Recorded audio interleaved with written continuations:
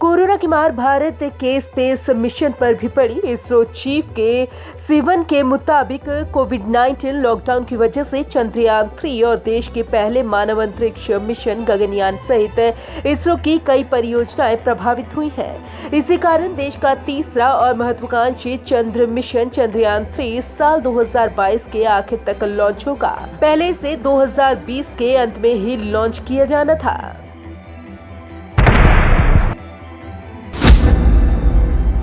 अब इस साल नहीं 2022 में होगी चंद्रयान 3 की लॉन्चिंग।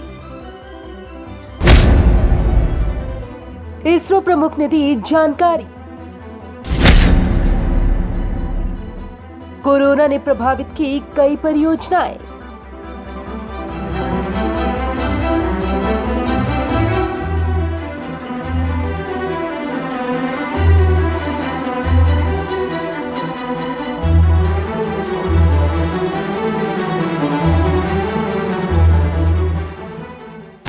पुराने ऑर्बिटर का होगा इस्तेमाल। चंद्रयान 2 के साथ भेजे गए ऑर्बिटर को ही चंद्रयान 3 के लिए इस्तेमाल किया जाएगा। इसी के साथ एक प्रणाली पर काम किया जा रहा है और अधिकतर संभावना है कि लॉन्चिंग अगले साल 2022 में होगी। चंद्रयान 2 की लॉन्चिंग 22 जुलाई 2019 को हुई थी और इसे चंद्रमा के दक्षिण ध्रुव क्षेत्र में रोवर उतारने के लिए भेजा गया था। हालांकि चंद्रयान 2 का लैंडर विक्रम 7 सितंबर 2019 को सॉफ्ट लैंडिंग करने में सफल नहीं रहा और पहले ही प्रयास में ये सफलता अर्जित करने का भारत का सपना अधूरा रह गया।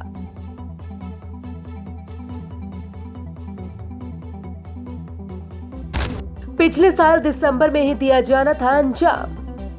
7 सितंबर 2019 को इसके लैंडर विक्रम को चांद की सतह पर आहिस्ता से उतारना था, लेकिन ये झटके के साथ उतरा जिसे प्रयास पूरी तरह सफल नहीं माना जाता है।